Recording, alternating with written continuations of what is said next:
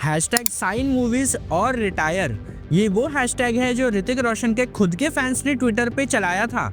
इसके पीछे क्या वजह थी? क्या ऋतिक के फैंस खुद अपने एक्टर को हेट करने लग गए हैं? अगर ऐसा नहीं है तो क्यों वो लोग ऋतिक को रिटायर होने को बोल रहे हैं? एंड इवन क्यों ऐसे हैशटैग चलाने की जरूरत पड़ रही है? ऋतिक का मूवीज के बीच में लंबा गैप्स रखने का ये डिसीजन क्या उन पे भारी पड़ जाएगा? और कैसे ऋतिक रोशन के पास वॉर 2 और क्रिश 4 जैसी बिग मूवीज होने के बाद भी उनके स्टैंड अलोन मूवीज के सक्सेस की अब कोई गारंटी नहीं है। आज बात करेंगे ऋतिक रोशन और उनके मूवीज के बढ़ते गैप के बारे में। हिंदी सिनेमा में सिर्फ कुछ ही ऐसे गिने चुने एक्टर्स हैं जिन्होंने आइकॉनिक स्टेटस हासिल किया है। ए जनरेशन स्टार्स के बाद एक ऋतिक रोशन ही है जिनको सुपरस्टार बोला जाता है। ऋतिक रोशन का बॉलीवुड में डेब्यू कहो ना प्यार है से 2000 में हुआ और तब से उनके करियर की अनफॉरगेटेबल परफॉर्मेंसेस काबिल और वॉर जैसी मूवीज में रही है। और गुजारिश और सुपर 30 जैसी डिफरेंट जॉनरा की मूवीज भी ऋतिक ने अपने करियर स्पैन में करी हुई है। ऋतिक ने अपने काम से एक अनडिनाइबल मार्क बनाया है, लेकिन उनका स्टारडम को लेकर ये अप्रोच काफ़ी यूनिक है और ये तरीका उनके फैंस के लिए काफ़ी अनकन्वेंशनल है।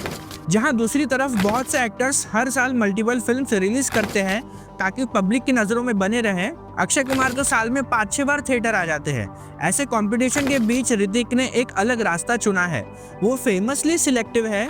अक्सर फैंस को उनकी फिल्म्स के लिए सालों तक इंतजार करना पड़ता है। कुछ वक्त पहले हैशटैग साइन मूवीज और रिटायर सोशल मीडिया पर काफ़ी जोर से ट्रेंड हुआ, जो फैंस के ऋतिक के मूवीज के बीच के लंबे गैप के कारण बढ़ती हुई फ्रस्ट्रेशन को दिखाता है।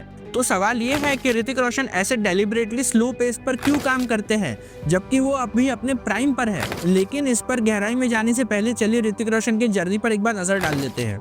ऋतिक रोशन के करियर को समझने के लिए हमें उनकी फिल्म चॉइसेस पर नजर डालनी होगी जो ऋतिक के करियर आर्क को डिफाइन करती है।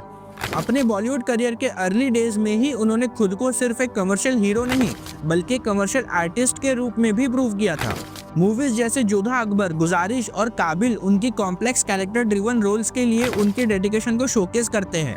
ये रोल्स इंटेंस प्रिपरेशन की डिमांड करते हैं, चाहे वो नए स्किल्स सीखना हो या फिजिकली डिमांडिंग शूट्स को एंड्योर करना हो। ऋतिक के लिए कभी भी ये नहीं रहा कि जितनी फिल्म्स पॉसिबल हो उतनी करनी है, बल्कि ऋतिक ऐसे रोल्स हैंडपिक करके चुनते हैं जो उनसे गहरा संबंध रखते हैं।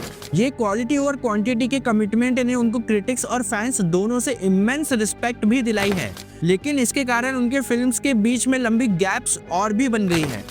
कुछ फैंस के लिए ये इंतजार बहुत ही लंबा है और इसी कारण उन्होंने अपने एक्टर को लेकर ओवरथिंक करना शुरू कर दिया है कि क्या ऋतिक को ये सिलेक्टिव अप्रोच उनके प्राइम से दूर कर रहा है।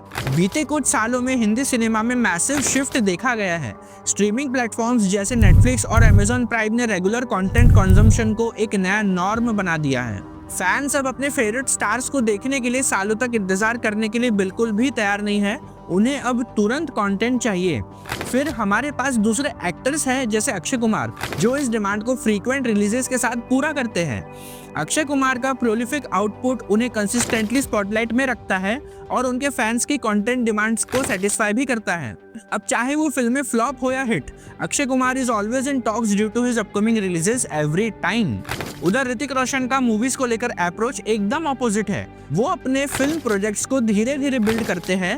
अपने फिल्म चॉइसेस से वो एक सेंस ऑफ मिस्टिक बनाते हैं। उनकी अप्रोच में ये डिफरेंस एक बड़ा सवाल उठाता है कि क्या ऋतिक का सिलेक्टिव पेस आज की फास्ट पेस्ड इंडस्ट्री में सस्टेनेबल है या वो अपनी रेलेवेंस को खुद ही खतरे में डाल रहे हैं। ऋतिक रोशन को उनका हर प्रोजेक्ट एक लेबर ऑफ लव लगता है, लेकिन पिछले डिकेड में कुछ ही रिलीजेस के साथ उनके फिल्म्स के बीच का गैप भी नोटिसेबल हो रहा है।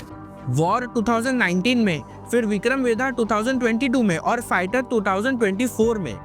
लेकिन फैंस को ये इंतजार एंडलेस लगता है, खास तौर पर तब जब वो देखते हैं कि दूसरे स्टार्स तेज रफ्तार से कंटेंट प्रोड्यूस कर रहे हैं।